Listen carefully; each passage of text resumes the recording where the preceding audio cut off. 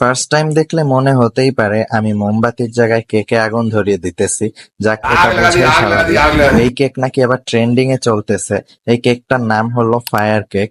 আবার দেখেন, কেক পুড়ে আবার আমার ছবিটা বের হয়েছে।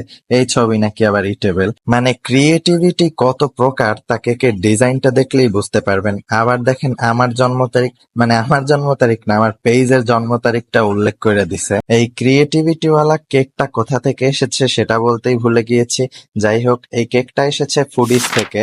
এত সুন্দর একটা কেক আমাকে পাঠানোর জন্য ফুডিজকে থ্যাঙ্কস। এখন চলুন আমরা কেকটাতে আগুন ধরিয়ে দেই। প্রথমে একটু ভয়ই লাগতেছিল যে আপু কি বলে, কেকের উপরে নাকি আগুন ধরিয়ে দিতে হবে। তারপরে আমি বুঝলাম না, এটা একটু ট্রেন্ডিং এ চলা কেক, এটাকে আগুন ধরিয়ে আমার পরিবেশন করাতে হবে।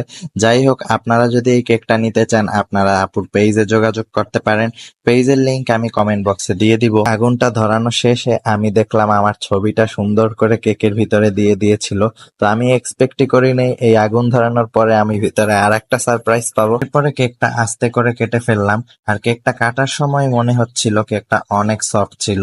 ঠিক এভাবেই আমার বুকের বাপাসটা কেটে ফেলে দিয়েছি। সরি, ফেলে দেই নেই আর কি, নিজেই খাবো এর জন্য কেটে ফ্রিজে রাখতেছিলাম। তো কেকটা কিন্তু ভারী সফট ছিল এবং অনেক মজাদার ছিল। আপনারা যদি তার পেজ থেকে অন্য কোনো কেক নিতে চান বা এইটা নিতে চান তাহলে তাদের পেজে একটু যোগাযোগ করবেন। ফুডিজ কিন্তু সকল ধরনের কাস্টমাইজ হোমমেড কেকের অর্ডার নিয়ে থাকে।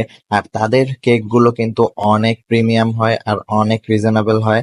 আর কেকগুলো খেতেও কিন্তু ভারী মজা। এরপরে কেকটা স্লাইস করে আমি কেকের ভিতরটা ভালো করে চেক করতেছিলাম যে আরো কোনো সারপ্রাইজ দিয়ে বাকি ছিল কিনা। এখন আপনারা বলবেন, মুনান ভাই কেকের ভিতরে কি এখন আইফোন দিয়ে দিবে আপনারে? না রে ভাই, আইফোন দিবে না। আমি এমনি একটু দেখতেছিলাম যে কত ধরনের সারপ্রাইজ আর বাকি ছিল।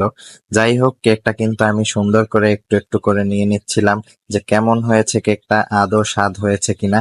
কিন্তু আমি বলবো তারা কিন্তু কেকটা অনেক সুন্দরভাবে মেনটেন করতে পেরেছে। আমার কাছে কেকের সৌন্দর্যটার পাশাপাশি কেকের টেস্টটাও অনেক ম্যাটার করে, যা এই আপু অনেক সুন্দর করে মেনটেন করতে পারছিল। আর বলে দেই, তাদের পেজের কিন্তু চকলেট ওভারলোডেড কেকটা আমার কাছে সব থেকে বেস্ট লাগে। আপনারা চাইলে ওটাও ট্রাই করতে পারেন আর এটাও নিয়ে ট্রাই করতে পারেন। আজকের মতো এইটুকুই। সবাই আমার জন্য দোয়া করবেন, পেজে লাইক করে ফলো করে রাখবেন। আসসালামু আলাইকুম।